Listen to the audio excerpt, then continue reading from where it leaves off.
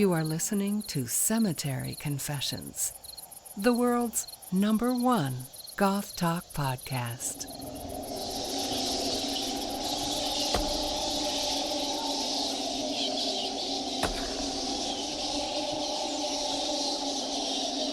All right, hello and welcome back to another episode of Cemetery Confessions. This week, we're going to be talking about aesthetic expression and its relation to goth identity and why some people think it shouldn't matter at all.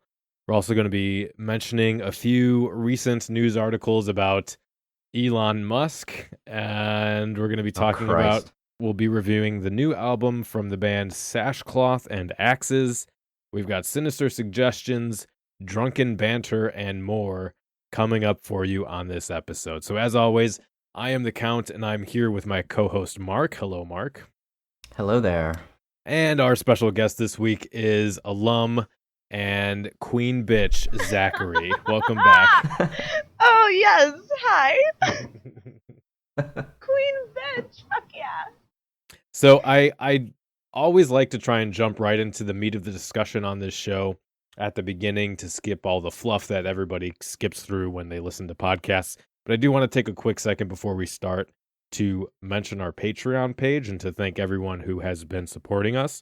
The content on the show, the research and the time that goes into making Cemetery Confessions only exists because of past and continued support from everyone on Patreon. So if you enjoy the show and want to support the massive amount of time and effort that goes into making the podcast, please consider going to patreon.com/cemetery confessions. It's not just a way to support and keep the show online. Starting at $1 a month, you can get access to a bunch of really cool content. You get access to the Discord channel, which has been wonderful. There's been a lot of really fun discussion about academic articles and about DIY and about music and just about daily lives. And there's a really cool community there waiting for you and a bunch of other stuff. You can get access to t-shirts and things like that. So I just want to thank everyone who has been supporting us, continues to support us. Thank you so much for keeping the show online. And if you find something about the show to be meaningful, please consider going to patreon.com/cemetery confessions. All right, enough with that bullshit. Let's jump into the news. If this boy did this and the gothic, stuff that went around it and the motive and everything, don't we all sort of want to know, that could be our teenager, that could be our kid doing that. How could that possibly happen? Being described as being involved with the goth movement, but what exactly is that? We kind of know it when we see it, but some aspects of a goth lifestyle could they provoke such a murder? So yeah, actually really quickly, I think it's worth mentioning that Zakkarii has a fantastic piece up on Medium right now that you should all go read. It's called The Value of Being Different, Goth and Identity. So I'm going to link that in the show notes. I know I posted it on the Facebook page, but it's a really, really good piece, and you guys should all, if you like this show, it's right up your alley for something you would want to read. So check that out. That is a high compliment. Thank you so much. Well, you deserve it. It was great. I also want to mention, wish safe travels to everyone returning home from Germany, which is about when this podcast will come out. And thanks to all the spooky bats who made it out there and posted all their photos and videos and everything. I actually saw Jez of Gothquisition fame made a comment the other day that said anyone who's ever said goth is dead has never been to Wave Gothic Treffen. So that was pretty neat to see. But it looks like it was a killer lineup this year and a lot of cool events going on. So just wanted to mention that. I don't talk too much about the festival on the show just because I end up crying and and drinking myself to sleep. We're gonna have to do like a GoFundMe or something so we can all go. See if we can book a stage to do a live Cemetery Confessions episode. Yes, and it's I was just about to say that. Just a bunch of Germans, like, what is happening? Who are these people? Why are there so many butt plugs? I don't understand what they're saying. Well, yeah, no, I could do a that'd be very goth. Performance art, ass gaping or something like that. I don't know. I can't. There's incredible artistic value in that. I support you.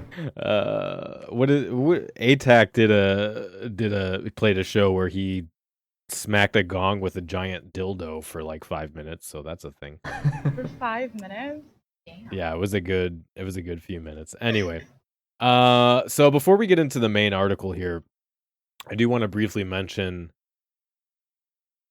this thing that's been going around with Grimes and Elon Musk. There was specifically a pretty good, I can't remember what was this on. Oh, Nylon, a really good piece on this that kind of talked about how the big titty goth girlfriend meme evolved into the get a goth GF meme, and how this whole explosion of Grimes dating Elon Musk became this kind of male power fantasy of the nerdy programmer getting money and fame and being badass enough to get a goth GF, and how it's effectively fetishized goth women as objects of weirdness to be claimed rather than actual people. And then it also touched, the other interesting bit to me at least, is it touched on how the term goth, and we've talked about this forever on the show, but I'm glad other people are catching on, how the term goth is basically being applied to anyone who has a penchant for wearing black or looking abnormal, which in their view has stripped it of meaning in the popular realm. So I think that article is really worth a read, but I'm going to put it in the show notes, and I thought it was a really good take on that whole meme going around right now. Is it like a singular meme, or is it just different takes on a meme? Because I've seen like a lot of different references to a goth GF on Facebook, but yeah, it kind of depends what circle you're in. So I've seen some memes that are photos from different TV shows where it's kind of a nerdy guy with a alternative looking girl. But yeah, I mean the goth GF meme has been around for a while. Well, I mean a while in meme culture, which means like more than 2 weeks. And then it kind of got applied to, because it was at the Met Gala, and Elon Musk has his whole own sphere of people who like him, and then Grimes has her own whole sphere of people who like her. And so that's why it kind of ended up becoming popularized, even though that, goth GF meme had been around for a while. right. But the problem was, once it got into, it kind of lost all of the nuance and irony once it got into the mainstream, meme circulation, because it just ended up being, oh, look at this rich dude got a weird looking girl. Yeah. So, but that, and that's why I'm not necessarily covering it on the show, because a lot of stuff like that ends up circulating the internet, but if it doesn't directly impact what, goth culture proper, I don't do an in-depth coverage on it. I've been in the situation where, because the article from Nylon talks about like goth girlfriend being the new manic pixie dream girl.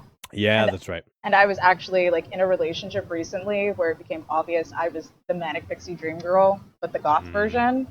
And it's like there's so many young people coming into it who expect that, like, oh, you're supposed to be dark and brooding and take care of me. Like, no, that's not what is happening. Yeah.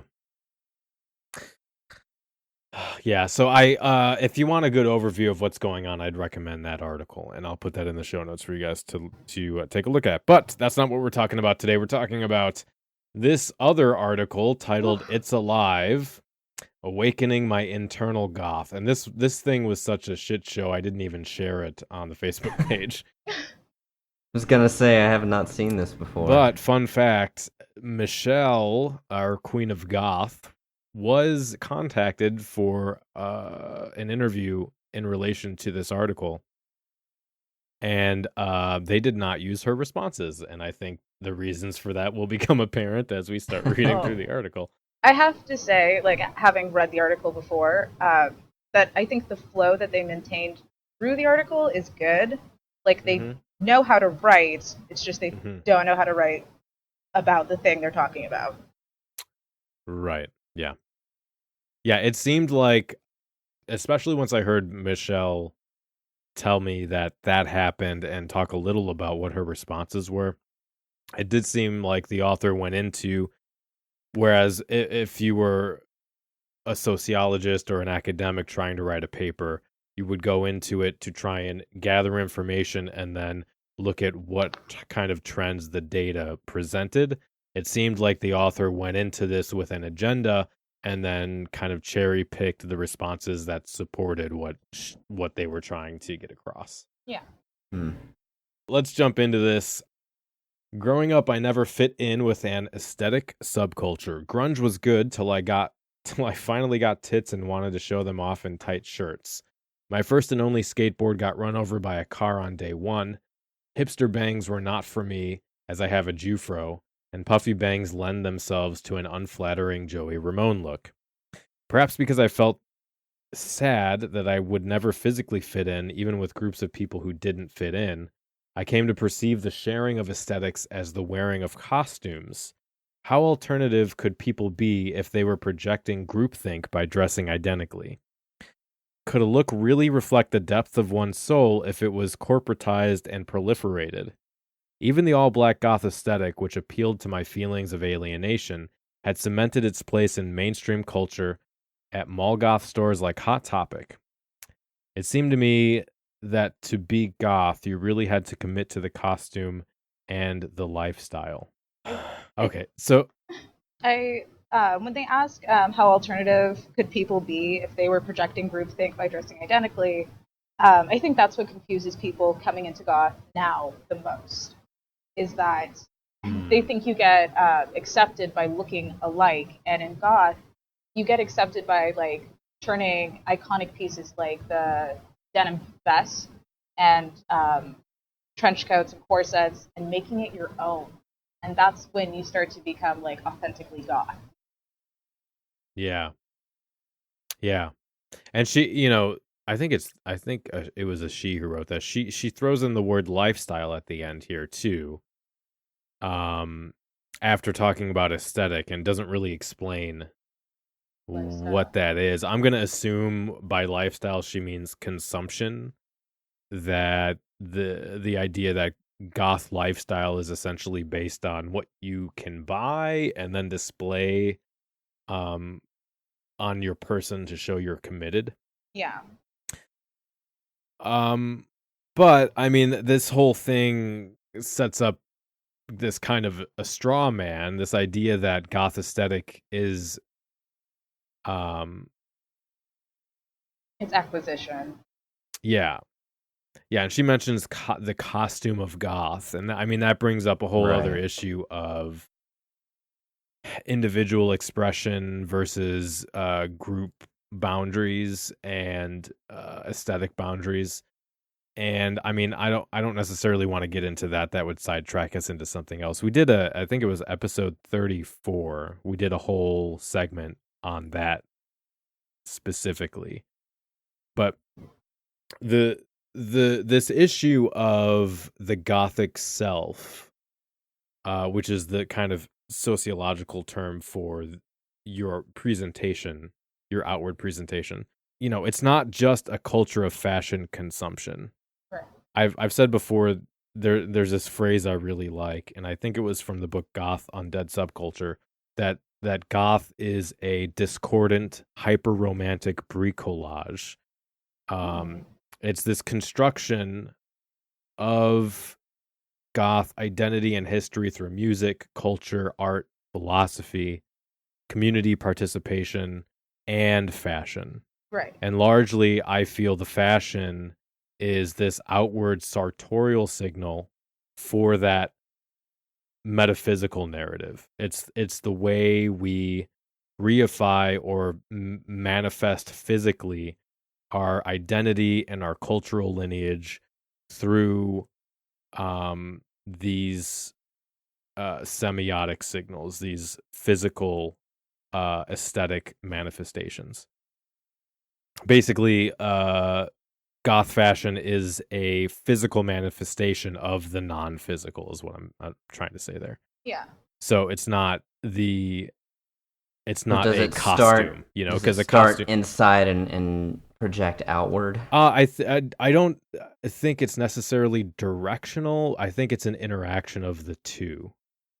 Okay. But yeah, the term costume kind of implies it's devoid of meaning. Yeah. Because you wear a costume for just fun, to be something else, to not. And for candy. Yeah, and for candy. Or for spankings, depending on. There he is. There's the Count we know and love. All right, so let's move on here. I've always felt more goth than anything, if only on the inside. I find beauty and humor in the dark. I question what society deems as the path. In my work, I explore romantic longing, madness, and the shadow. I have a popular Twitter account called So Sad Today, a book by the same name, and a novel coming out in May called The Pisces, wherein a woman moves to Venice Beach and falls into a dangerous romantic obsession with a merman who embodies both lust and death. People are often surprised when they meet me that, other than wearing a lot of black, I don't look the part. They expect a full Wednesday Addams, but I have tan skin from Los Angeles sun, blonde highlights, and I tend to smile compulsively. So? Here's the thing. Goths don't give a damn about other people's expectations. And I think throughout the whole post, it's like, she's so close. The writer is so close to crossing over from, like, I would see her more as a baby bat if I met her, just because she's trying to balance her mainstream social group expectations with goth expectations, which are kind of polar opposite. And it's just, like, you're worrying about the wrong stuff. Yeah, the pain of the tinge of pain for the So Sad Today thing is because there's no irony there. It's serious, which is a problem. I want to know who these people are that are surprised. Are they, because that matters, are they other goths? I don't think so. I think they're more likely non-goths who have some stereotypical notion of what goth should look like or be. And that's really bothering her, apparently. Yeah, because no goth would ever say, unless it was a joke, you smile too much. Yeah. So right. That's a problem. Just out of curiosity, have any of us ever met somebody who does the full Wednesday Addams, like, that's their thing? You mean looking like Wednesday Addams with the pigtails and the... Like, consistently, no. That's their look day in, day out. Because Oh, no. I've never seen it. No, not at any clubs. I know that much. Right? So it's like, why would people expect that? None of us do it. Unless you're on the outside and that's your expectation of what goths should look like. I mean, really, how limited can you be? Is it possible to be internally goth? Must one's gothness always be reflected by a physical aesthetic, or is it possible to be accepted by other goths even if you don't fully look the part? Is what's on the outside really the most important? So I think the obvious answer here is no. No. Right. I'm certain there are people in the scene, any given scene, who will try to place a premium on some specific beauty ideal and some specific aesthetic. But I have found those people to be in the minority. I think usually these are people who don't have anything to offer creatively or intellectually, so they try to puff up their self-importance and how beautiful they are. We call that problem projection. Yeah. And I talk about this a lot, but goth is by nature a syncretism, which basically means it's a blending of various philosophies and practices that sometimes oppose each other into a communal, cogent ontology or identity. So the idioms of goth aesthetic are simply a presentation and a a space for discussion of those underlying ideals and philosophies. It's like a representation of the intangible. So there's this term spectacular subculture, and I think goth is one of those, which basically that means the group is signifies their difference through stylistic innovation and everyday kind of spectacular aesthetic. But again, to me, this kind of just belies the sort of immaterial substrate that undergirds goth.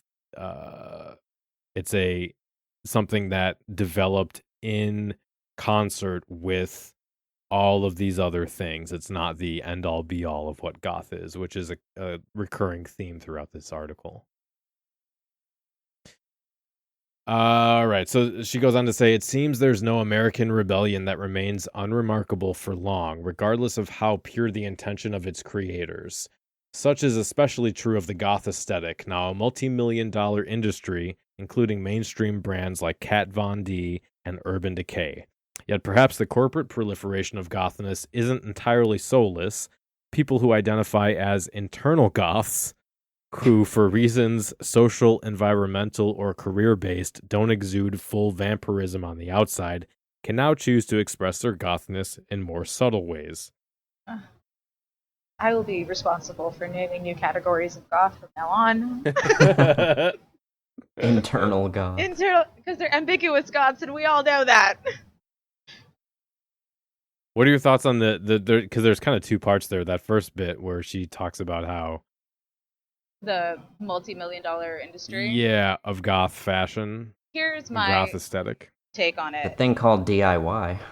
Well, it's just when we have people like this who are part of like the social media marketing machine, there's no denying how important visual content is. And to people who aren't accustomed to being intellectuals and thinking about everything besides the look, it's going to be challenging for them because they're so used to having like visual friendly content like infographics and pop colors and stuff like that.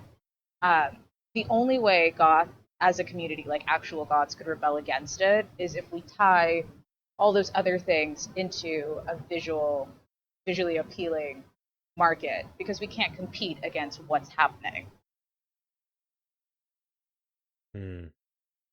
Yeah. So it's like, I mean, I remember the days in like 2006 on YouTube where like anyone with a dinky webcam and grainy quality, like it didn't matter then what you looked like, as long as you had a message and were actually contributing. And if you were pretty and had quality footage, it didn't matter because you were talking shit. But now it's like anybody, because it's so geared now towards looking perfect and having the right lighting. Anyone can say whatever they want. So there's so many factors contributing to the tearing down of what we know as goth. That's interesting.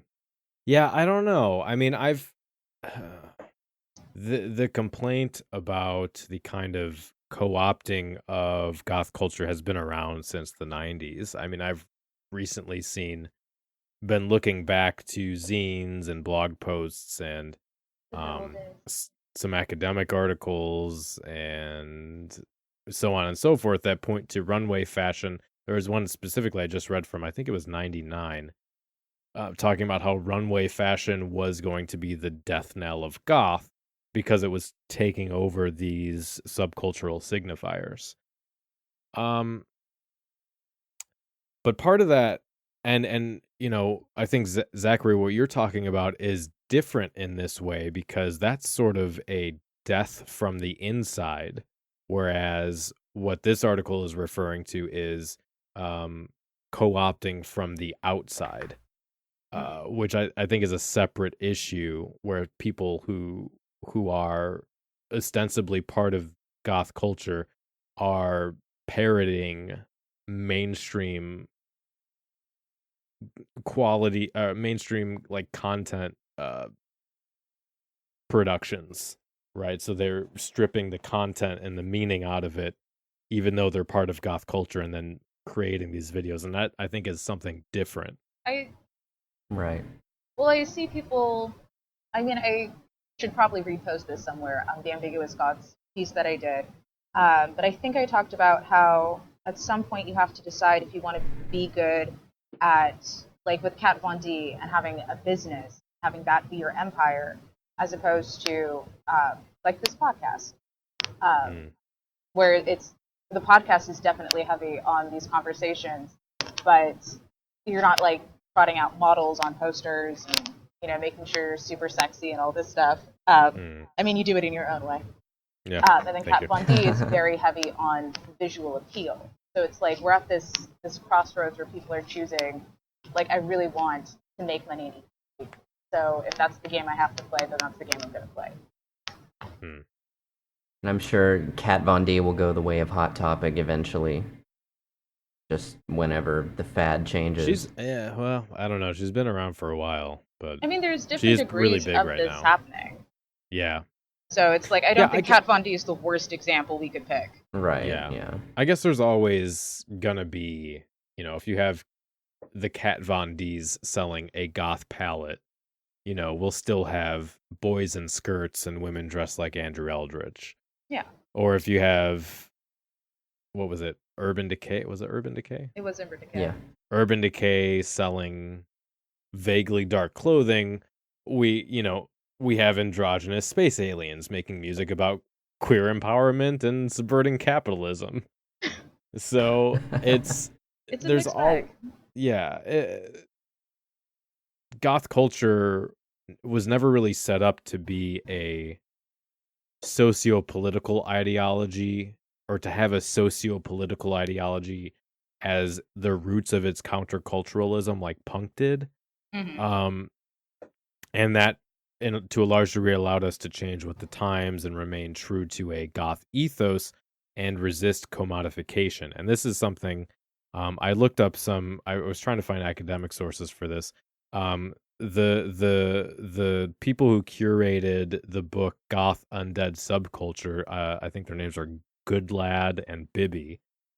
They make a similar argument as to why goth is difficult to appropriate, and they say that goths make the deliberate choice to police goth boundaries through autoethnographic discourse to ward off the process of diffusion or recuperation, which is essentially saying that the conversation and the dialectical nature of self and group reflection on social and cultural values allows us to control the meaning of goth. And I kind of touched on this in the Too Goth for Pop episode that we did when I mentioned how there's this constant negotiation of the goth music canon, even at like the most foundational level in the 80s. It's never set in stone. While there's a pretty closely defined sound, the bands and the artists and the musicians that can be included with that are always being contested and argued and debated. And that has allowed goth to be self-controlled rather than becoming so rigid and calcified and easily defined that it can be marketed completely by a broader group of people and just completely like dissolved. So there's a lot of complexity and self-negotiation within goth that allows us to kind of retain the core of goth without it being destroyed, basically. And that's what makes this beautiful. So you mean that gatekeepers are actually good for goth culture? To a degree. It depends. It depends on how people are treating each other, and I think that actually comes up later because this idea of we're all nice and friendly. Of goths who have a degree of the more respect you gain or the more well known you are, the automatically more of an asshole you are, and we're gonna get into that because she makes that argument later. So, all right. So here we're going to get into some responses from people she interviewed that are not Michelle. Quote, the work outfits I've enjoyed wearing lately are what I like to call goth business casual, says Amy, a 32-year-old editor from New York City. By this I mean they essentially conform to most business casual norms with a subtle dark twist that the casual observer wouldn't notice, but that allows me to feel like I'm expressing myself. Amy might not be shrouding herself in full funeral black, but accessories, small and unobtrusive, have given her other ways to goth up her life. Quote, I have a beautiful strand of mourning beads from blood milk that allow for a subtle externalization of grief and sadness. To most people, they look like normal costume jewelry. Or I might wear a McQueen skull scarf, which is iconic enough that no one thinks anything of it. Like, No, go ahead. You take the lead, bro. Like the 90s, I'll read this next part. Like the 90s teens who cloaked themselves in clothing as somber as their souls, Amy's post-goth garb reflects something inside. Quote, I've struggled with depression most of my life, and one of the things I learned early on was that people don't want to know about it. What I feel best in are clothes that signify something personal, that represent my sadness without drawing other people's attention to it. Okay, we need to talk. I think we're at the place now where we need to have this conversation about goth and depression. Because goth is now being, what is conflated the right word? Yep. As like an oasis for depressed people. And the thing, and there was, a year ago or so, of a study between young depressed individuals and their ties to goth. And I think there was I'll just really brief interjection. There was a meta-analysis that came out 2 months ago that basically stated something similar about how they combined goth with any alternative culture, but said that if a teen is a part of an alternative culture, they have a higher propensity to self-harm and be depressed. I'll just in brief say that it was total bullshit. If you want a full deconstruction of that paper and why it was bullshit, I did it on a live stream. I'm not going to do it here because I think it was... I think we talked about it on a We podcast did. Well, episode. so there was a separate one 2 years ago that got a lot of mainstream attention, but that was a single study. The meta review looked at 12 different studies of depression, self-harm, and the correlation with subculture. And that one has not gotten as much press as the other article did, which is why I didn't want to bring it up on the show, because its conclusions were basically wrong, and I didn't think giving more press to that would be worthwhile. So that's why I only did it on the Patreon live stream, where I kind of deconstructed that entire thing. So, but yes, you're right. That is becoming more prominent. So, sorry, continue with what you were saying. So I was going to say, depression in of itself is not a one-size-fits-all. And like what depresses you doesn't strike the same chord in all of us. So people look at goth. You look at people who say that goth saved them, and you need to look at what they're getting out of it. Like, I was one of the people that goth saved me. And it's because I didn't have to pretend anymore to be interested in, superficial bullshit that I was surrounded by in the community I was living in. So I get like a group identity that I get to claim for myself, and that's what saves me. Yeah. So we're having so many people come in now where it's just like, oh, I'm depressed. That means I have to bask in my depression and to be a goth. And it's like, no, goths are working on their shit. Yeah. So that's why we're not like depressed all the time. Yeah, and there's this, she says, what does she say? I learned early on that people don't want to know about it. And I think that's a huge problem in society, that other people don't want to know about mental illness. And that leads people who are already suffering to feel even more isolated and to hurt even more and feel like they have to hide what's happening and feel like there's something wrong with them. And then that just reinforces self-harm behavior and suicide attempts, because we're stigmatizing and hiding something that's a biological fact. So the fact that she feels compelled to hide her depression as a goth seems really unhealthy and part of a systemic issue that needs to be changed. And I don't think that's ever been a part of any goth scene I've interacted with, is For the sure. need to hide that kind of thing. Right. We help each other. And I'd also point out that, because she kind of implies that her goth clothing is a representation of that, and goth clothing doesn't have to represent sadness or depression, and usually it doesn't. And in fact, with someone like my wife who has treatment resistant depression, her goth clothing for her represents the opposite. For her, it's hope, it's expression, it's creativity, it's strength, it's beauty, it's fun.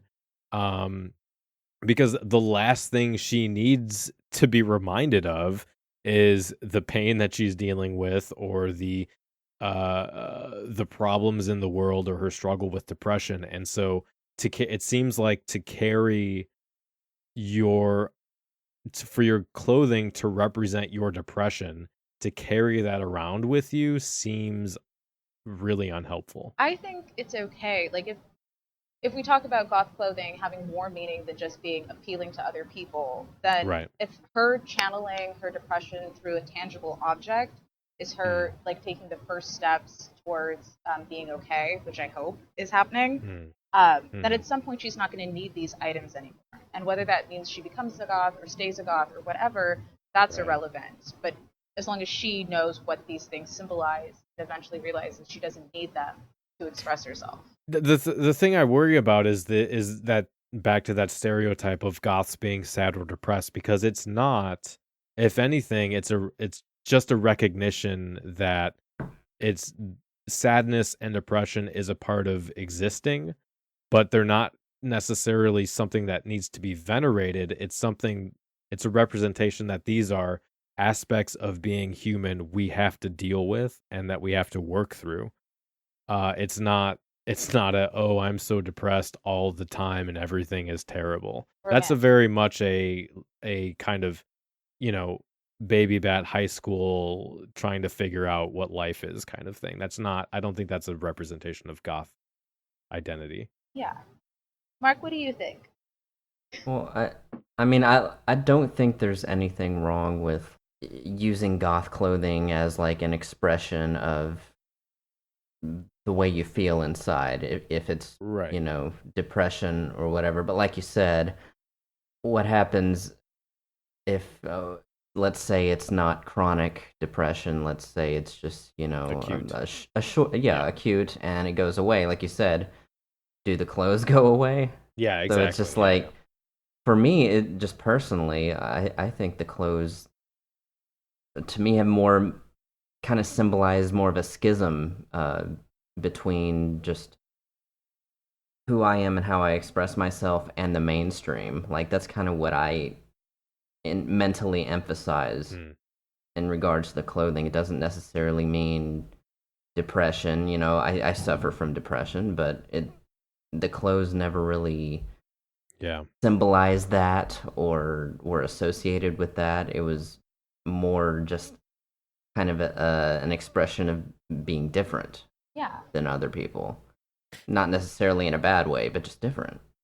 And I know for myself and a lot of other goths I've heard talk about this, when you see a goth that is dressed and is very obviously dressed as a goth, that is a happy goth. Hell yeah.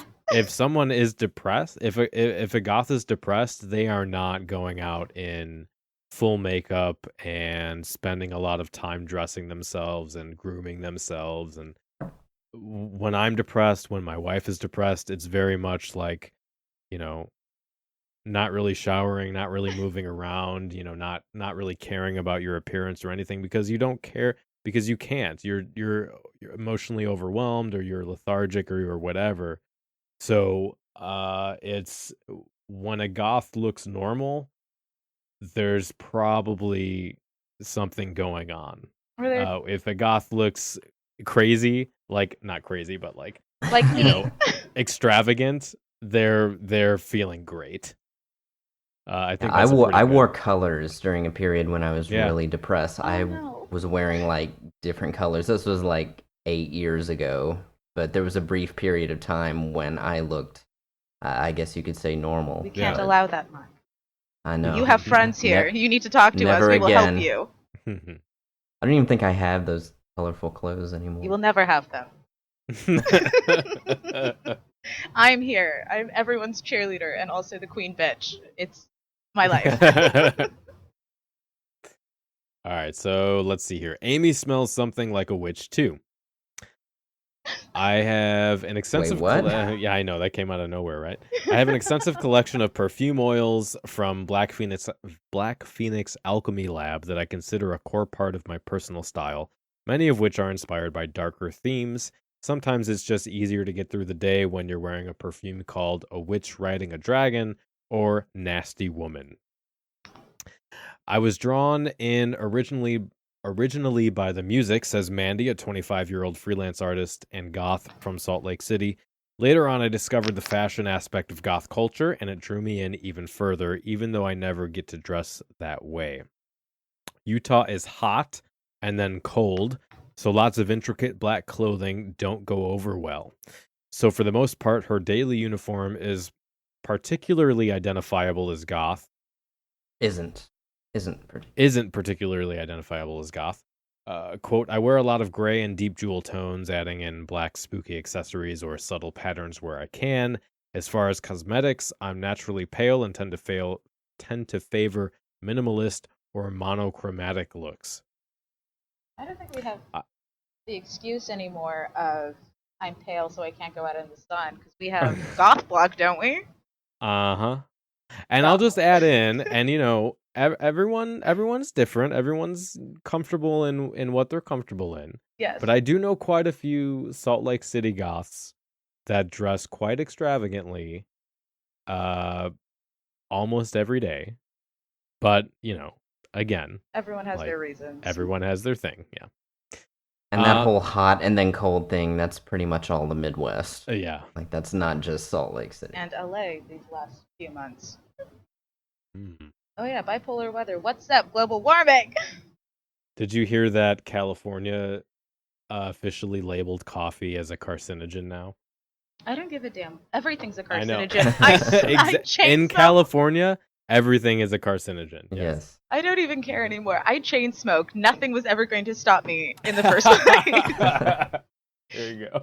I love seeing the signs, the Prop 65 signs, where they're like, warning, known carcinogens to California exist here. And I'm like, as I'm smoking, looking at the sign. Well, see, that's part of that's part of the problem, though, is because they kind of willy-nilly label these products as potential cancer-causing things, even though, like, for coffee specifically, there are no clinical trials that show coffee leads to cancer. And so what happens is they're actually hurting their cause, because people get alarm fatigue. So once you start saying, like, literally everything will give you cancer, people don't give a shit anymore. Well, and so then they stop avoiding the stuff that can actually cause problems. There was one time, like, when this proposition first came out and was being enacted, they were putting it on electrical cables. This is years ago, so I could be wrong, but it wasn't for adults who are bigger and less susceptible to these things. It was for children chewing on the cables as, like, a warning, like, hey, don't let your kid chew this because there might be plastics that have carcinogens. I'm sorry, children who? Okay. This was forever ago, so I might be wrong. I think I can find it if that's the thing. But so children or cats? At some point, just something like just anything putting it in their mouth and the salivation would leach the like cancer-causing agents in. Just it was like a warning, a justification for why they were doing it. If you're letting your kids chew on electrical cables, I think at some point you have to say, if they're gonna die, they're gonna die. I mean, look, they were eating Tide Pods, Daniel. We need warnings like this. But at the same time, because people were concerned about it, because it's alarming, it led some companies to start looking at how they produce these cables and look for alternatives. So, I mean, I can see like the whole scope of it, like why we do this, and maybe find other things that aren't as bad or likely to hurt people. But at the same time, it's like everything now causes cancer. And it's like, maybe you should look at your fucking industries. I don't know. I saw a sign I'm- today saying that coffee was actually good for you. Coffee is That it can lead to health Yeah, benefits. basically water. This is a whole. Oh my god, this is a whole. I could seriously do a 2-hour podcast on the science behind all of this nonsense. So I'm sorry I brought it up. I'm gonna stop now. All right, here we go. What if a tan? This is a quote from Mandy. another interviewee. What if a person is tan, has blondish, surfy hair, and smiles a lot? Can she still be goth? I ask Mandy. Quote, if their favorite bands are almost entirely goth bands, or they enjoy macabre hobbies like collecting taxidermy things and making weird jewelry, I'm not one to judge. So I have a problem with, and this was actually the author phrasing that, I have a problem with lumping the skin tone in with personality. I get what she's trying to do here. She's trying to feel out the delimitations of goth. Basically, like, at what point does one's personality or presentation exclude them from being considered goth? But there's something about putting skin color and whether you smile a lot together, Hair color. that is just not categorically similar to me. And that kind of bugs me, and we get into this a little bit more here. So the author says, I mostly listen to rap, and not even emo rap, which is actually a thing. I just found that. I just listened to some the other day. Yeah. It No! is so weird. It's it's God. like a legitimate emo song, but rapped. It is so fucking weird. Is it like that one song where it's like, all my friends are dead, push me to the edge? Is it that one? Because that's as close as I would know. I don't. It doesn't sound familiar. Oh, There was so a it's specific. not? It was a woman rapper, and I can't remember her name off the top of my head. You mean to tell me it could get more emo than that? It was so emo. Oh, It shit. was weird. Not that that's bad. People expressing themselves and their pain is good. But at the same time, holy shit. Yeah. I only watch comedies. As someone with chronic depression and anxiety, I feel that my emotional cup already runneth over. But I do own a pair of Roebuck skulls, a dead bat under glass, and a rubber replica of a human fetus in a jar. Not even the real thing? Like, come on, are you even goth? Yeah. Jesus. Does that make me goth enough? The thing that bothers me the most is when people coming in, like, approaching someone who, like, only watches comedies or something like that. It's like they only watch comedies now. And that doesn't ever stop them from, like, trying a horror movie every now and then, or seeing if they like neuromantic brooding bullshit. It's like, these things don't really stop you. If you never want to see a horror movie or a psychological thriller, then we can talk. But it's like, you have just begun to see what goth is. Like, how hard are we really going to judge you? That's why you're a baby bat and not a poser. It's like she's assuming that it's just not a process of, like, that it doesn't involve learning over time. Yeah. It's like, yeah. I don't know. It weirds me. You're either there or you're not, you know? Yeah. It weirds me out that at some point you didn't own those skulls, the dead bat under the glass, and a rubber replica of a human fetus, and you still were identifying with this thing. So maybe the stuff doesn't make you the thing. Maybe. Yeah. Yeah. Hey. Hey, what's up? Second glass of wine, bitches. All right. So naturally, there are a lot of goths out there saying. I like how she just assumes this is the people saying that. A lot of goths out there saying, "No, you have to look the part. What a poser! That's not real goth. That's girly metal." Says Sally, a 29-year-old goth who lives in London, works in financial services, and names Dracula clothing, Killstar, and Necromancy Cosmetica as some of her favorite independent goth brands. Quote, I generally avoid these people. In the words of the great Voltaire, Yeah. Okay, behave. there is always someone more goth than you. And if you're excluding people who share your interests just because they don't meet your exacting aesthetic standard, that doesn't make you a better goth than them. It makes you an asshole. Okay, so here's the thing I was alluding to earlier, because there's two problems happening here. The first is the common conflation of cultural boundaries with personal ones. So, for example, my oldest and my best friends are not goth, and that doesn't have any impact on my membership as a goth. The second conflation here is cultural capital or earned respect with arrogance, which is what you brought up, Mark. Are there people who go around making other younger goths feel bad about themselves? Sure, of course. Yes. Are earned respect and asshattery one and the same? No. Someone who trades in the subcultural values like time in the scene and dedication should have or should get a higher degree of respect for keeping the culture alive and spending all these years dedicating their time to doing that. That does not give them carte blanche to be a shithead. And in fact, that is actually the quickest way for someone who has put in the time and does have specialized knowledge to get booted out of a scene. And I've seen that happen a lot.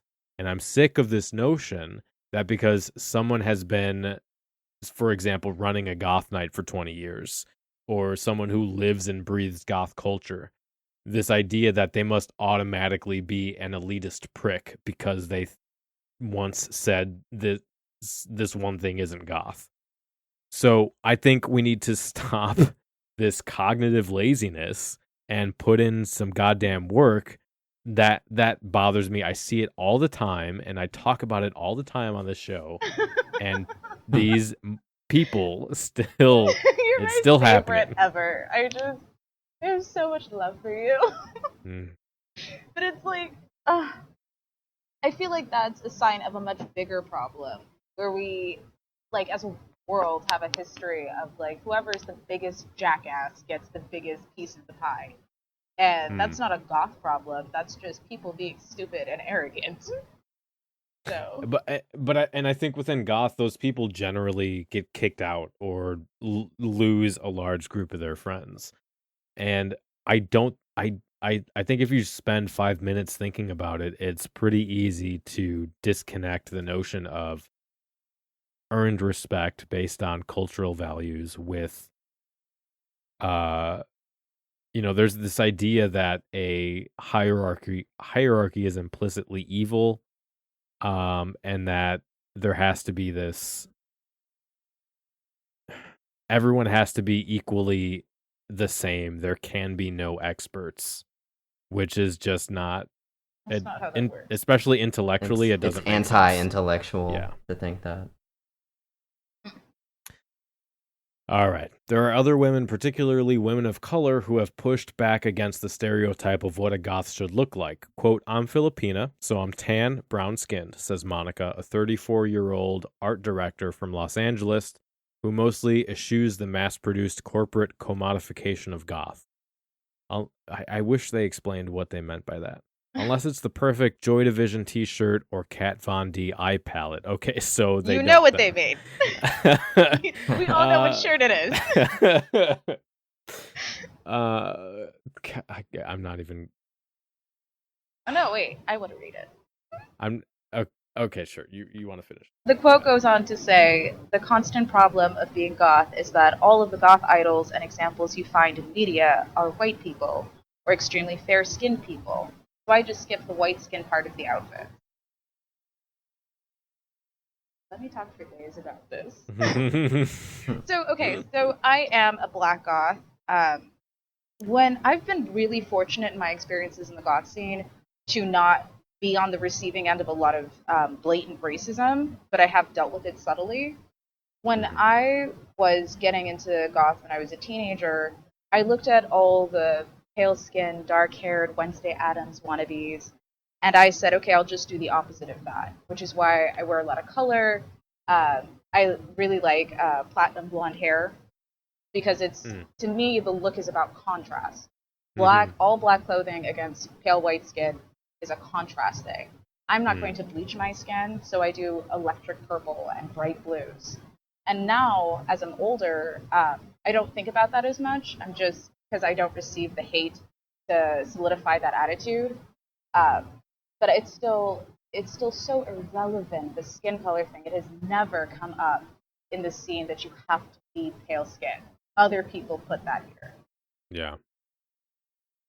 Yeah. I agree. And I think I have a comment, but I think I comment on that, but I think it comes up. Yeah, it comes up in a couple paragraphs. So let's get to that. Okay. According to Monica, my internal gothness is almost all I need. Quote, most of all, goth is an attitude and a subscription to wearing, being all black, everything. It doesn't matter that I didn't powder myself with white stage makeup like Heather from Florida. So the first, the white stage makeup aside, the first part of that I don't really have a problem with. I mean, it's a common shortcut to explaining goth. This appreciation of darkness or blackness. It's kind of understood that black is metaphorical and belies a deeper philosophy and lifestyle, right? So while I spend time on the show and personally kind of teasing apart the terminology and the philosophy of it and try to spell everything out, I don't have a problem with that as a heuristic or a common vernacular. What she said is fine with me, but again, I don't, and it's sad if this is true. I don't want people to feel like they have to live up to having white stage makeup. That's not. Again, I'm sure there are goths out there who try to promulgate this, I don't know, heteronormative European beauty ideal as the ultimate look for goth, but to me, that's never been. I the blame the case. crow. Oh yeah. It just, I always look at what the look is achieving. And with white stage makeup creating, I mean, naturally, your skin is not this one uniform color. Like if you go into Sephora, they scan like 5 parts of your face to match it to foundation. So clearly, it's not just, Yeah. you're not just one uniform shade, but it makes you look painted. It's about contrast with dark colors. It's about like 6 other things.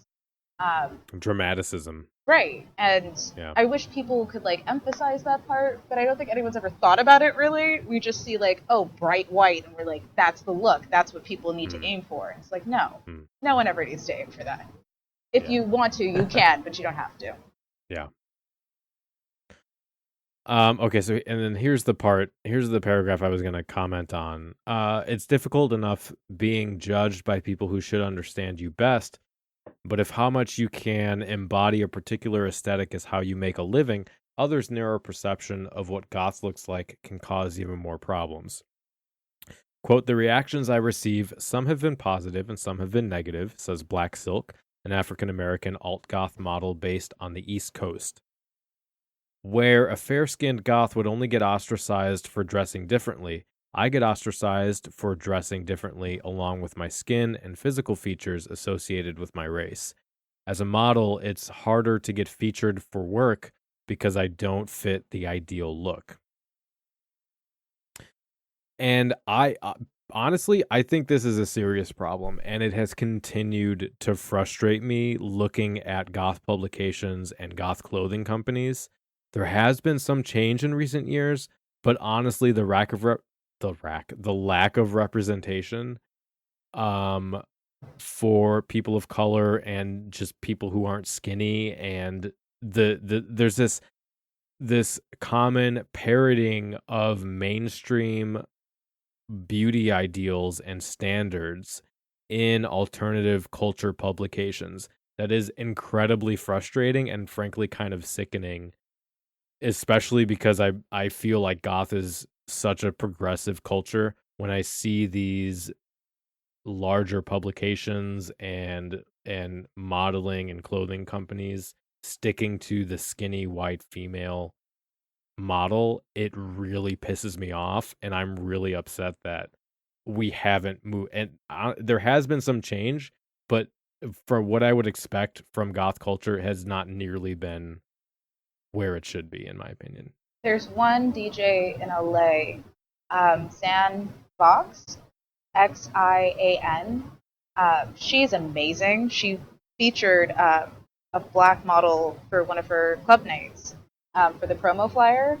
It's a gorgeous photo, but even she commented that she received less engagement on it, and we're wondering why. So as a joke, she did another version of it with a giraffe.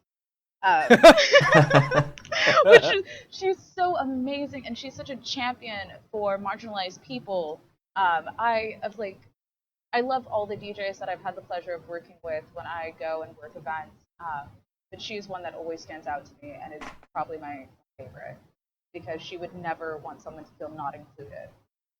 So there are people who are like, it's just, she's trying so hard, and other promoters, I think Bar Sinister also will feature everyone equally.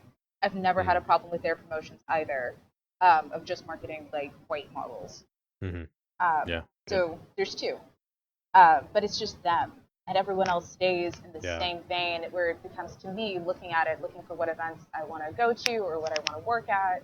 It becomes all the same, and I'm just like, I don't see people like me. How do I know it's like a safe place? How do I know that I'm not just like subconsciously wondering, like, the minor anxiety? Black Silk lists the various genres she's pursuing professionally: fetish, gothic, Victorian, fantasy, gothabilly, and alternative modeling.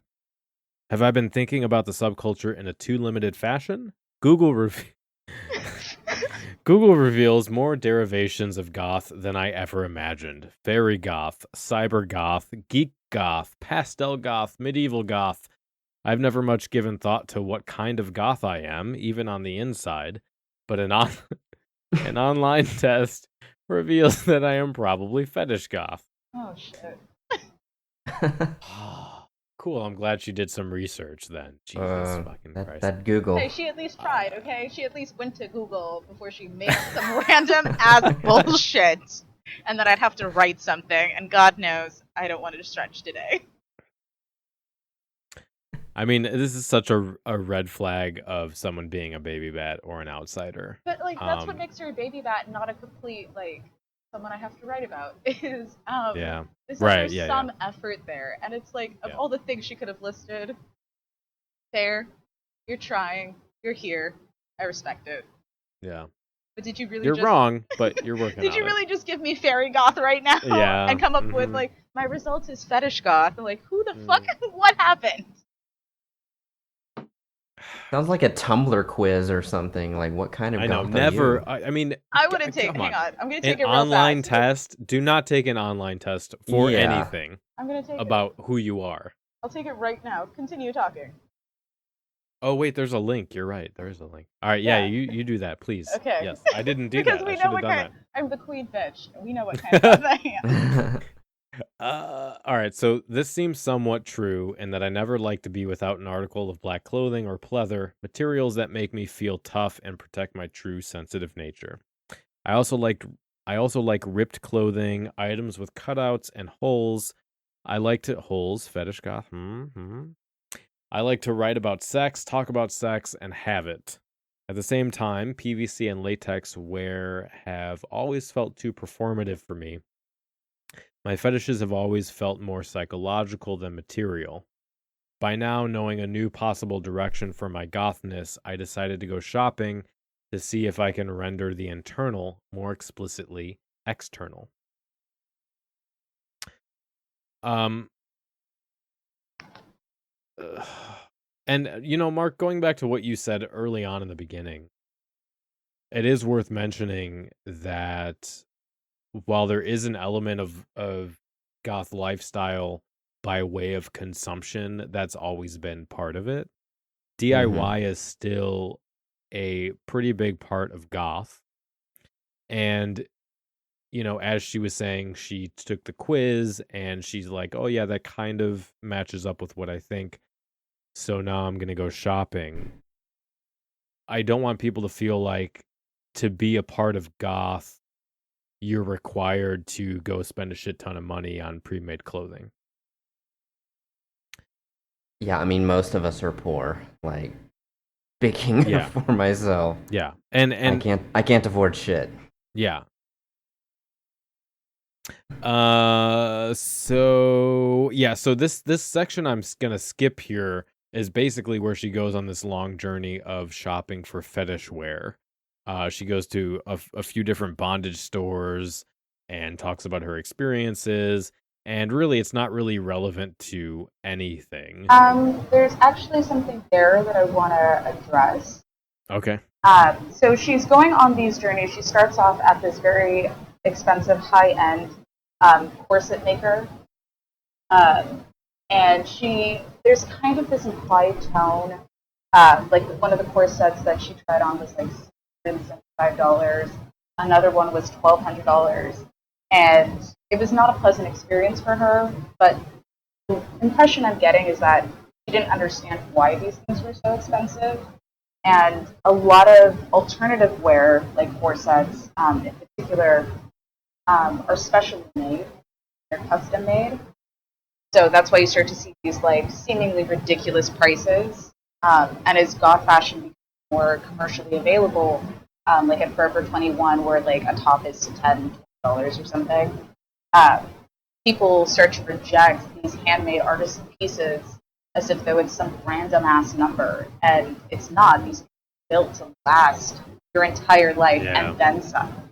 So we're losing like the respect for the artistry that goes into these pieces, which is a part of goth culture. Yeah. Yeah, and also, I mean, like to me, the whole thing was tangential because it's fetish wear there are elements of it that have been imported into goth dress, but to a large degree, it's still just part of BDSM culture and not necessarily related. So, going to those shops isn't the same to me as going to a goth clothing shop or a club or something. Yeah. So I just she basically goes on a vision quest to find herself through fabric. Yeah, is what we're saying. the journey of it was interesting, but I think having it applied to goth culture proper was a mistake because I think there's some separation there. Between, fetish communities and goth communities. So yeah. So, all right, last paragraph here. At the end, she says, my journey affirms that I am fetish goth light.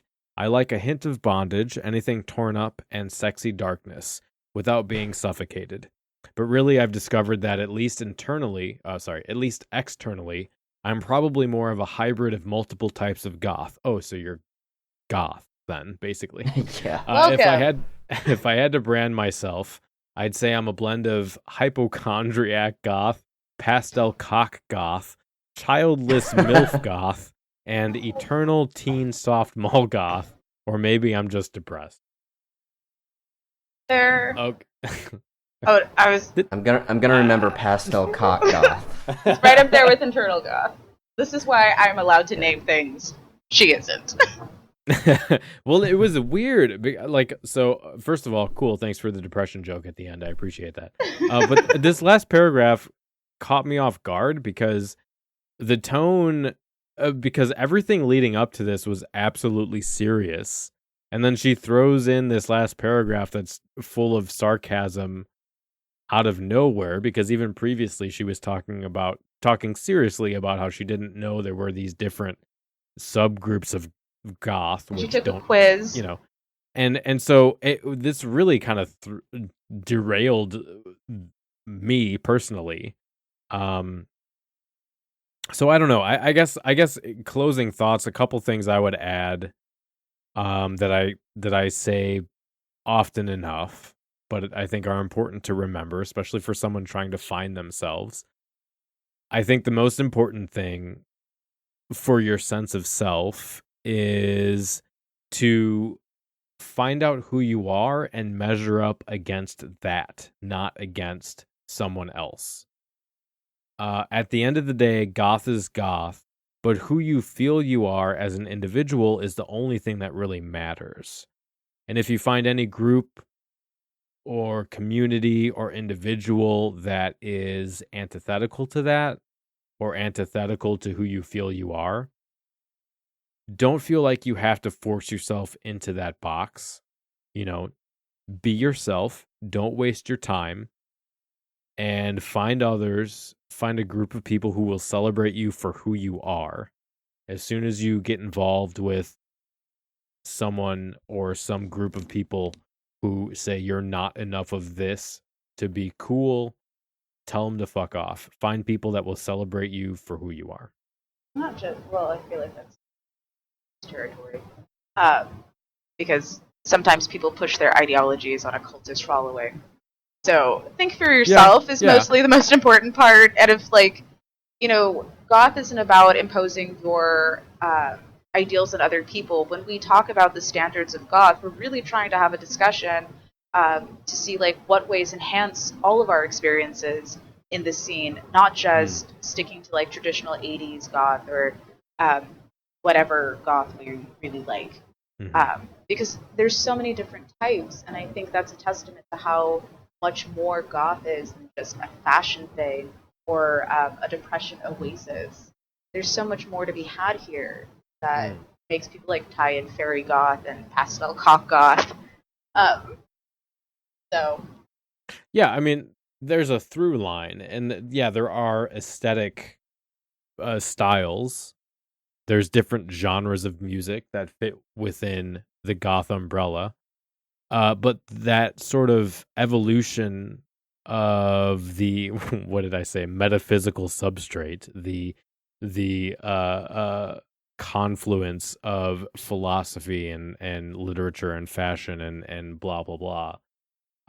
That is a constant through line with goth. And what did I see? I saw something, some coverage of Wave Gothic Treffen today from a non-goth, talking about how goth has become a umbrella that now includes subcultures like steampunk and rivet heads, and that's just a gross misunderstanding of what goth is, which is unfortunate. But hang on a sec.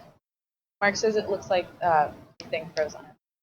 Oh, Mark has left. Oh, good. Team effort.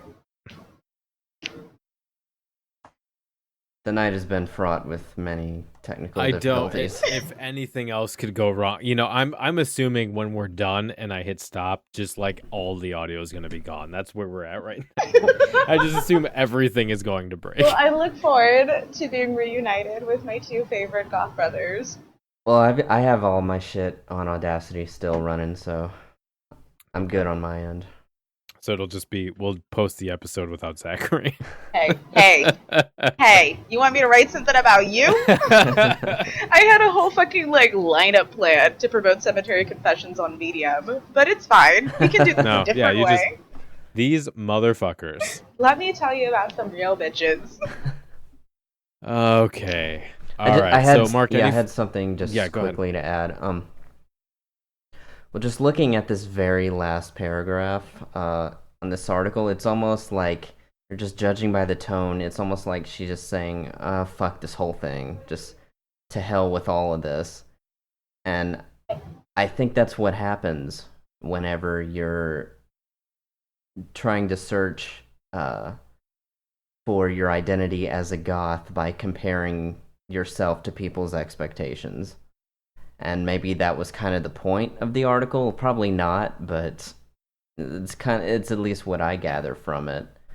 You know, doing all these things, shopping at all these places, you know, spending all this money because she's trying to meet somebody's expectations when in the end she's just like, oh, fuck this, you know. We can't do it. You can't do it. If anything, that's like the true attitude of goth right there, where it's like, I'm tired and I can barely afford ramen and nude lipstick. Like, fuck your expectations. It's like, I'm a pastel cock goth, rolls eyes, whatever. I feel like this is when you know you're a goth. You're no longer trying to match up to like fetish goth or something. You claim it for yourself. And it's like all of these are things I would imagine, like the things she listed, hypochondriac goth, pastel cock goth. I'll never be over. I want it on a shirt. Is like the eventual like point that all goths reach. This is where she's a baby bat, not a poser. Because it's like, yeah, that fuck everything attitude is what comes with the territory. Welcome. Pastel Cock Goth next Cemetery Confessions fundraiser t-shirt. Yes. Just with a big dick on the front. All right. Yeah. All right, let's jump into the album review.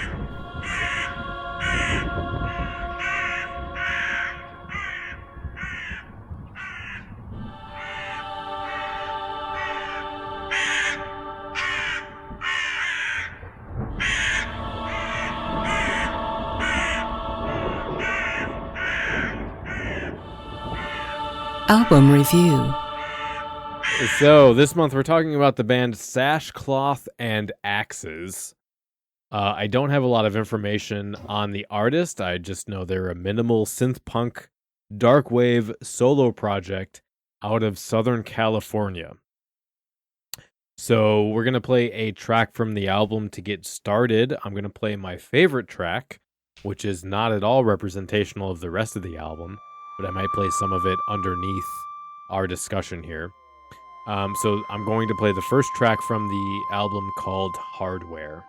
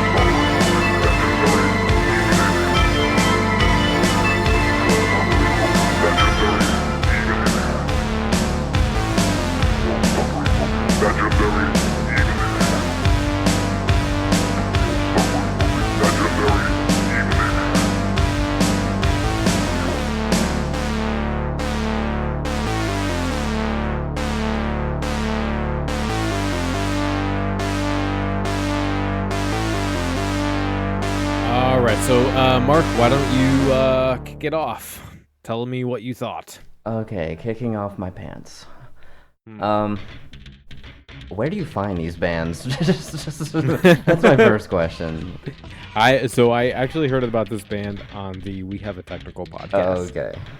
So yeah, well, I like the name. The name is funny. I like that the title of the album is M.A.R.K. Makes me feel special. Okay, well, I wouldn't call it necessarily a minimal synth, dark wave, whatever. To me, it sounds more industrial-ish. Maybe some synth pop hooks thrown in. Yeah, I'll start with the first track, which is what we just listened to. I had that. It was what's called Hardware, and the start is kind of a modular sounding. Hang on. Yeah, like a modular sounding analog synth ambience for maybe the first 2.5 minutes, and the rest is just kind of an instrumental. It's kind of makes me think of like old like Gary Newman stuff. Like that's kind of what it reminded me of. And the same with track 2, One Rule. Except for, of course, the demonic vocal distortion. And it had rapid fire kick drums. But the synthesizer itself kind of reminded me of like old Newman. Anyway, track 3, AI-32. This one had kind of an industrial sound, lots of samples thrown in. I thought it had some Skinny Puppy resemblance. Track 4 is Breakdown. Lots of weird delays on the vocals.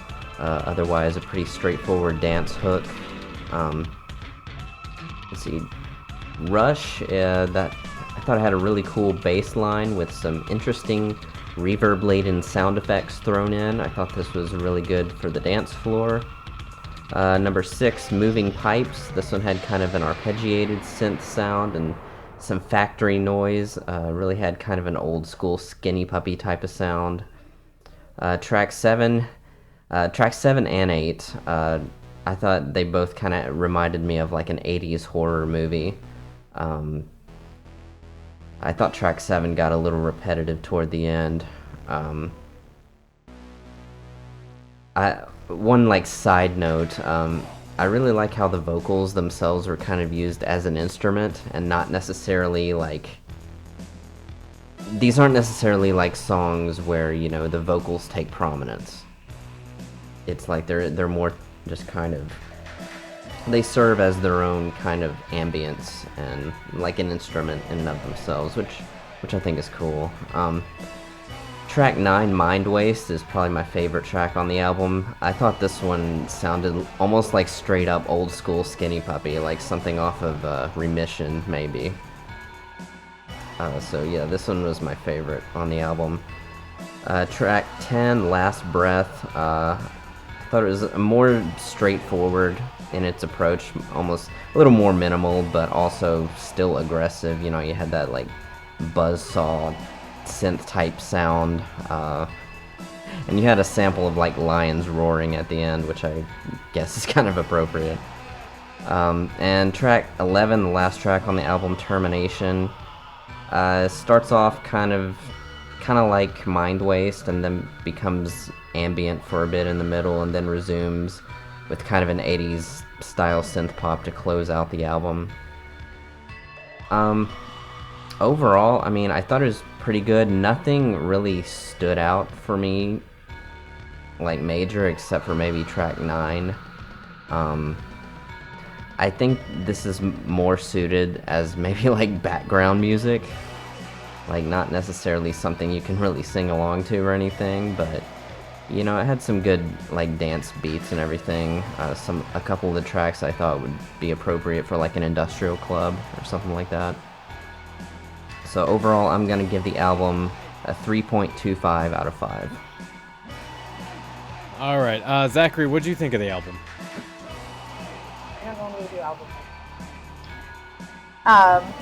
For someone coming in to, like, this is the kind of music I don't normally choose to listen to, but I hear it a lot in goth clubs that I work at. It sounds something like late 90s industrial. Yeah. That's just me. That's the reference I'm getting from. The vocals kind of remind me, is German industrial a thing? Because, yeah, so that's what I'm getting. When Mark said that it sounds like an instrument as opposed to being prominent, that made a lot of sense to me. But I couldn't tolerate 9 or 10. I was just like, this is noise. Not in a bad way, but just like, it's focusing more on like what it can do with sound, as opposed to being like musically inclined for like a dance club. So the two that I really liked were track 6 and track 11, because it was easy to follow emotionally. I could totally relax and like drink wine, smoke a cigarette, listen to this, and not, I don't know, it's just relaxing, those two tracks. So overall, out of 5, what would you give it? 3.26. Okay. 0.01 more than what I gave. I don't want to be technical. For me, the album opens on the right note. You've got this wavy synth with chimes that sound like they're from outer space and a melancholy dance beat on the drum machine. This was, for me, a really good way to draw me in, and then you have the distorted vocals,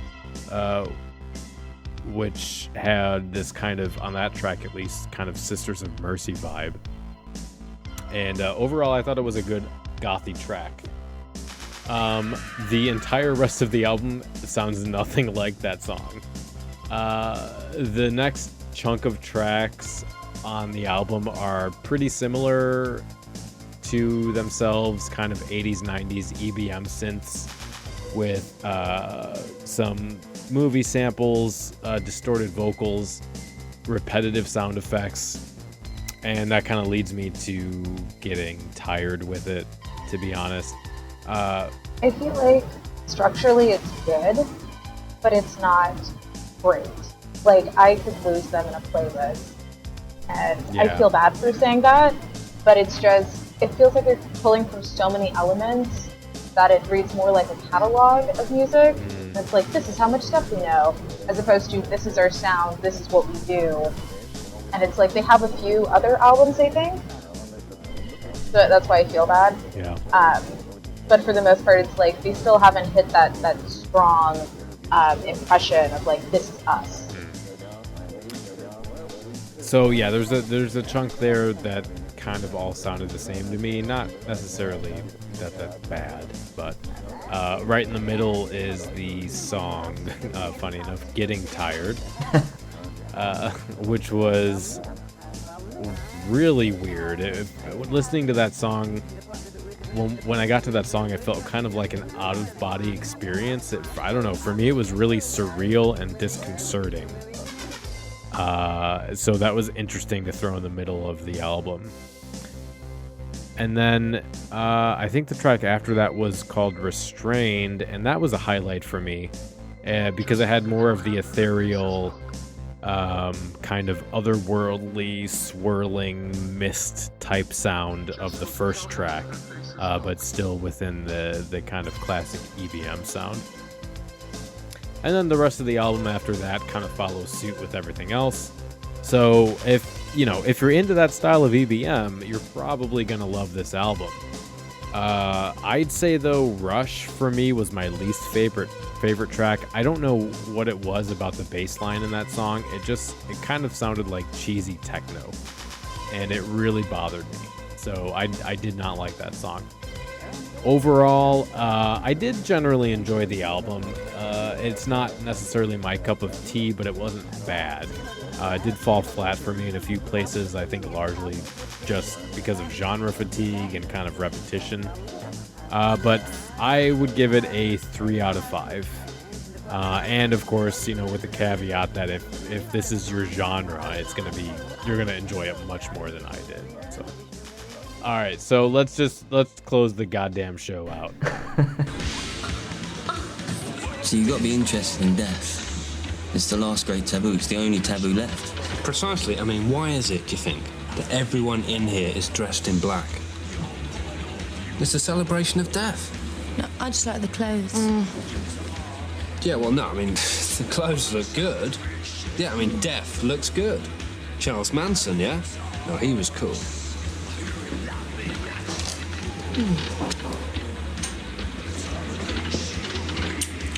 Don't know if I mentioned it before, but I'm actually a vampire. Sinister Suggestions. My sinister suggestion this month is kind of going on the theme of the last episode, which was about gaming. I'm going to recommend a YouTube channel I've been watching a lot of called Prepare to Try. It kind of started off with a few dudes playing a brand new player to Dark Souls and then a couple other guys playing the first Dark Souls game. But since then, like the most recent game they did was the newest Resident Evil game. They've done Bloodborne, Dark Souls 3, what else? Shadow of the Colossus, Cuphead. And it's a Welshman, an Irishman, and an Englishman. And Walk into a bar. they're they're fucking hilarious, which is why I've enjoyed the YouTube channel so much. So if you're into, I don't normally watch Let's Plays or game playthroughs. Really the reason I've stuck with this one is because of the personalities of the people doing it. So if you like watching video games and you like stupid jokes, check out Prepare to Try. And if you like people getting pissed off, dying over and over in Dark Souls, that's also funny. So that's my suggestion. That's what I've been spending a lot of my free time on. You're a PS4 person, aren't you? Or my wife has a Xbox? PS4. I play most games on my PC, but no, we don't have an Xbox or anything. Okay. Just PlayStation. Because you're good people. And that's how I divide your audience in one foul swoop. You just killed our Even though I ratings. love like all the consoles, and I prefer PC because I can play it on my laptop and move around. Mm-hmm. But I mean, at this point, who cares? Yeah. Anyone who plays an Xbox is a fucking idiot. That's fine. Oh God! And we just lost like 100 Patreon. 50%. Yeah. You lost exactly 50% of your audience. I know there are people on Discord, our Patreon Discord, that only play Xbox. Wait, So- talk to me about Discord real fast, because people have been inviting me to it, and I don't know anything about it. What the fuck is Discord? It's basically a chat room. You have your own. You join a group, and then that group will have sub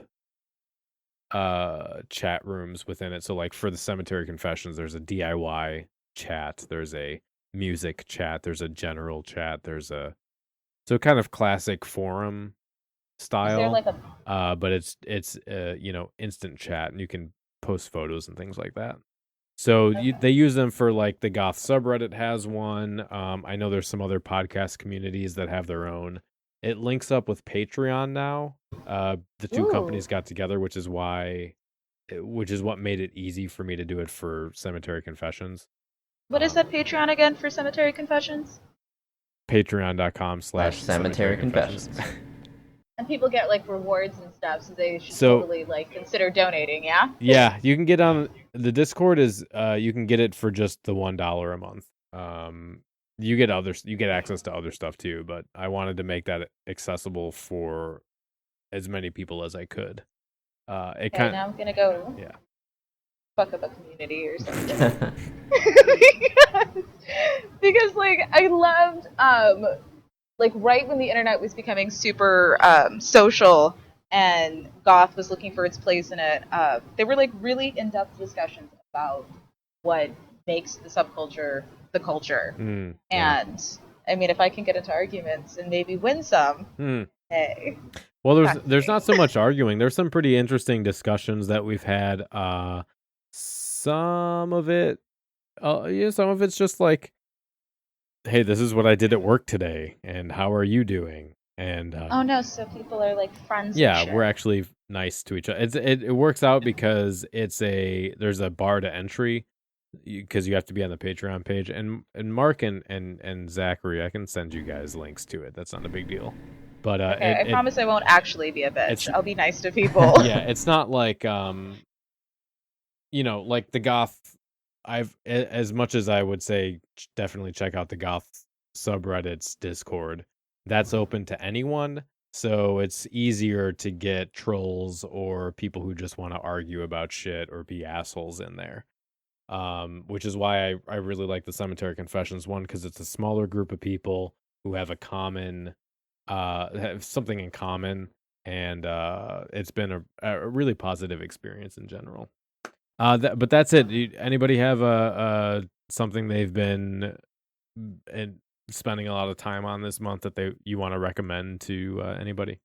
I was able to buy Dragon Age Inquisition for like $10 on the PlayStation Store, so I've been playing that like all weekend. Nice, dude. That's a fun game. cool. It is. I really enjoy it. The only thing I can recommend, like I've been watching a lot of anime and TV shows on Netflix. Ooh, what anime? K. It's just the letter K. That one was really good. I liked how they talked about identifying with a group and a higher purpose. And I watch these shows when I'm like stoned. Okay, So, all right. So I get to like this really cerebral place, Yeah. and K. Violet Evergarden, if you're depressed and like are struggling with processing emotions and expressing them, I found that to be helpful in some way. And Be the Beginning, if you feel like you're not measuring up to expectations. These are all like beautifully done animes. Super. K is a really beautiful art style. The animation is amazing. But all this stuff, like if you want to take more from it, you can. If you want it to just be a show, it can be just a show. Yeah. So Nice. those are the things I I've like been, shows been like watching that. lately.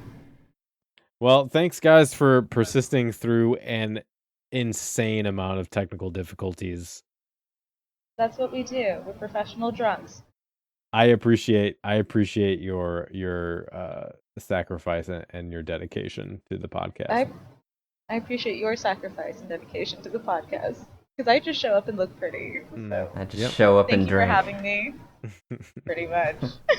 In 2 weeks, we will be back with a special guest, an expert in cemeteries and the rituals and customs that revolve around burial of the dead. We're going to be talking about what cemeteries mean to us, the relationship with paranormal activity and goth tourism of cemeteries.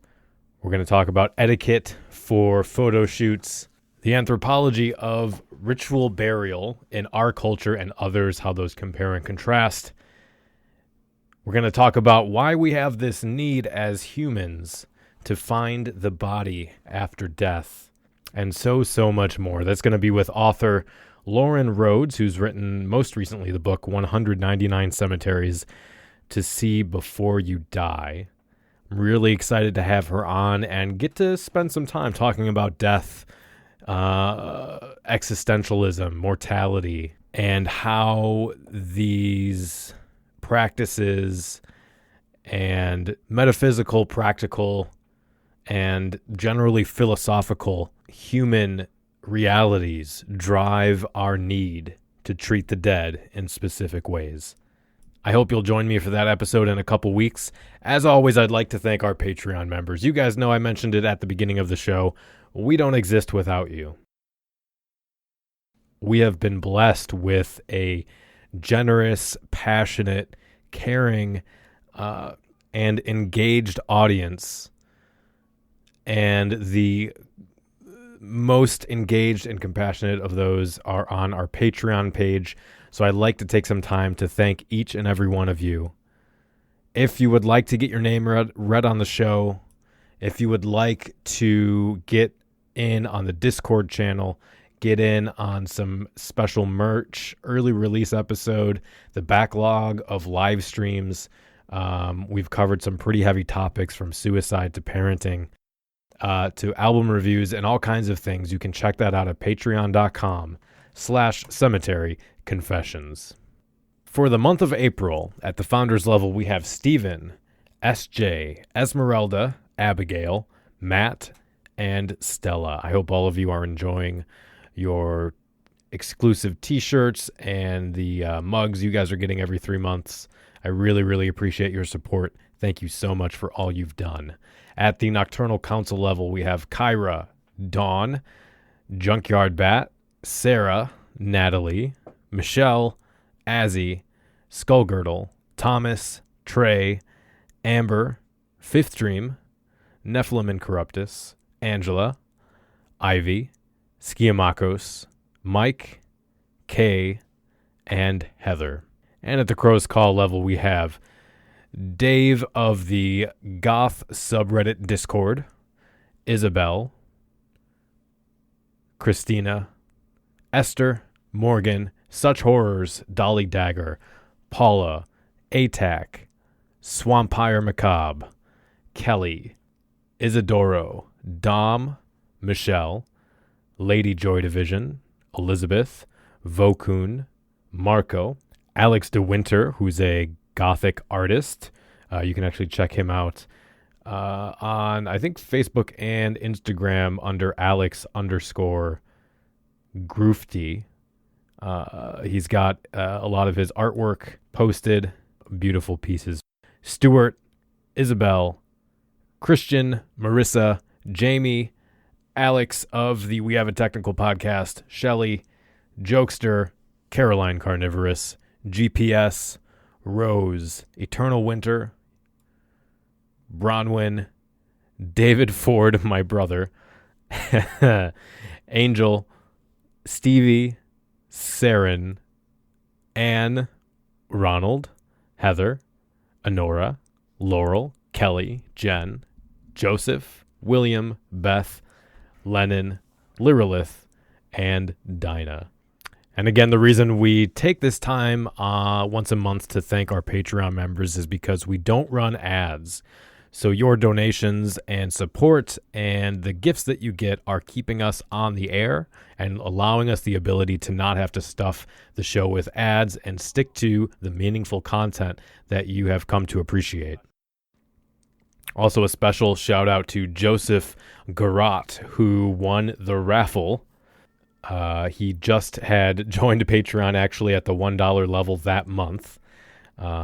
He's getting a couple exclusive Cemetery Confessions t-shirts, a exclusive mug, and then I put together a care package of some special gothy tidbits from my house and a handwritten letter. So congratulations, Joseph. We're going to be doing another giveaway next month. So if you want to get in on that, just head over to patreon.com/Cemetery Confessions. Anyone from the $1 level and up will be entered into the raffle now that we've hit the goal on Patreon. That's it for this week. I hope you'll join us again next week, 2 weeks from now, to talk about death and dying and burial. Until next time, stay dark. The preceding program is a member of The Belfry, a network of blogs, podcasts, and videos for the darkly inclined. Go to thebelfry.rip for more information.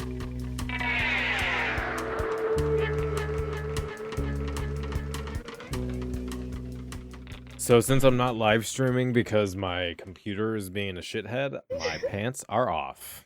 Yay! Yeah. Mm-hmm.